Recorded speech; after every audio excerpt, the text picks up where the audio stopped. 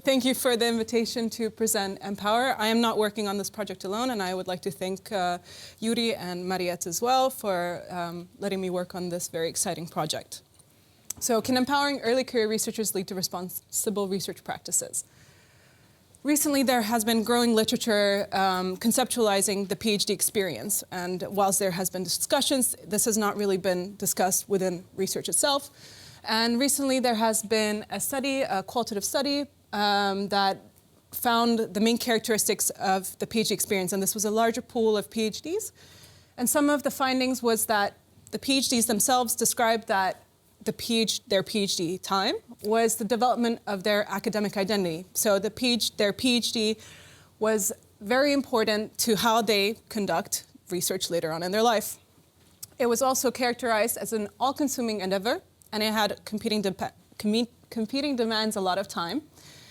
Being a PhD was also characterized as being marginalized, which evoked feelings of disempowerment. It was also it was also, being a PhD was characterized as having a lack of agency.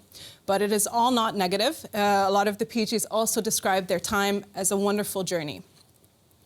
So, as I mentioned before, being a PhD was due to the marginalizations they felt, came with disempowerment. So what is empowerment? It is defined as the process of gaining freedom and power to do what you want or to control what happens to you.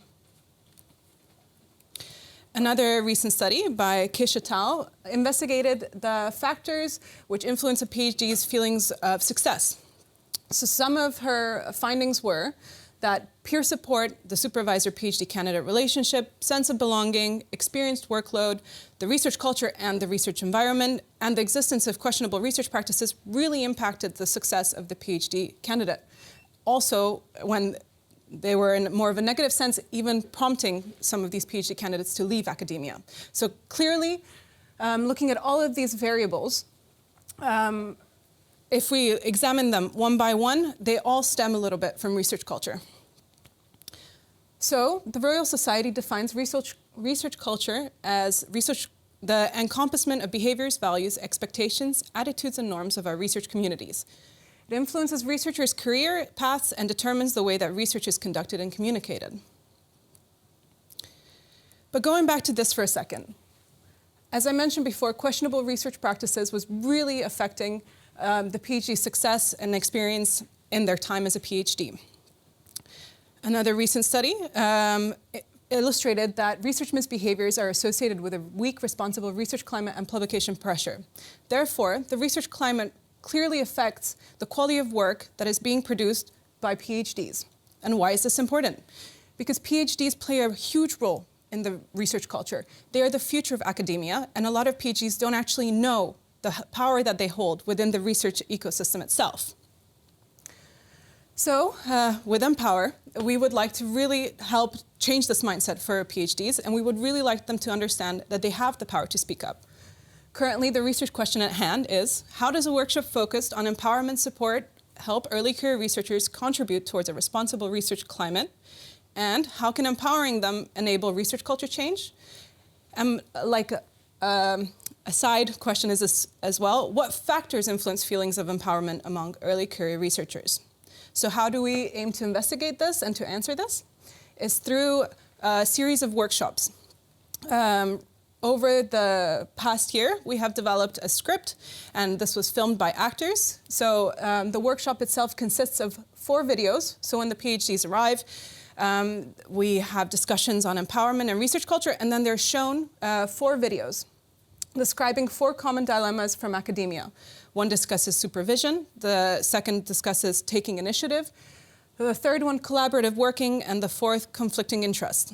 So whilst the scenarios are played out by actors, they are ambiguous in the sense that a PhD can really imagine themselves in the scenario. After the introductory scenario of the video, which I will illustrate later, PhDs will be given 4 possible ways to respond.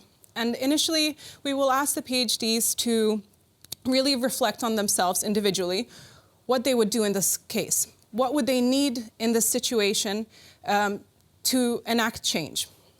And then we will further prompt the PhDs during the workshop to engage in group reflections, to learn from one another, to understand all the possibilities that they have that they may not be aware of, really trying to empower them to understand that they can take control. We will also have pre- and post-workshop questionnaires, which aim to understand the factors which influence empowerment, and also to understand the success of the workshop, whether it enabled culture change, helped to empower the PhDs. So now I would like to make it a little bit more interactive, and I would like you to imagine the following scenario. You're a PhD candidate at a department. Your promoter is an esteemed professor in her field. You meet with her every 6 weeks, in which she does not come well prepared and often provides conflicting advice from the previous meeting. When you point this out, she laughs and says she never promised to be consistent. Sometimes, however, her advice is quite brilliant and indispensable. She is chaotic and friendly, and you like her personally, but you feel like you're not receiving the same level of feedback and attention as your peers who have other supervisors. So much like in the workshop itself for PhDs, we would illustrate the scenario and we would show the first part of the video, which I would like to show to you. Yeah, so I think you should extend your conclusion. This is not convincing. But last time you told me to shorten my conclusion because it was rambling. I changed my mind. Okay. And if I extend the conclusion, how can I then be sure that next time you won't tell me to shorten it again? Wait a minute. What is going on? Sometimes I just wish your feedback would be a bit more consistent. Okay, I tell you a story. Life is not consistent, and neither am I. You know, this is an ongoing process, so you get feedback on every new version. Of course that is conflicting sometimes. You know, sometimes I get the feeling you just don't really have the time to... To what? Listen, maybe sometimes you needed to remind me of... Colleagues in other groups, they get way more feedback and they get much more feedback moments as well. Yeah, some supervisors like to spoon-feed their students like they are babies, instead of the independent researchers they are supposed to be. I'm sorry. It's just sometimes your feedback confuses me. It's quite often that after such a meeting, I have no clue what to do next. Look, I'm not going to rewrite your work. Your first draft lacked structure, and instead of introducing a tighter structure, you just reduced the ramble into a shorter ramble. You need to show more initiative. This is your PhD. Initiative on what? So I will give it a second to settle.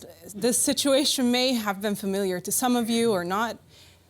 As in the workshop, I would like you to think for yourself for 1 second. In this scenario, what would you do as a PhD? A, do nothing. B, ask for an additional supervisor. C, give up. D, try to change supervision dynamics. After having reflected on that for a moment, now I'm going to rephrase it. Which action do you think is empowering? Which one would allow you to take control, to feel secure in your position as a PhD? So there is no right or wrong answer, and we will definitely highlight this to the PhD candidates during the workshop, because this is really to help them to think about different ways of approaching a scenario.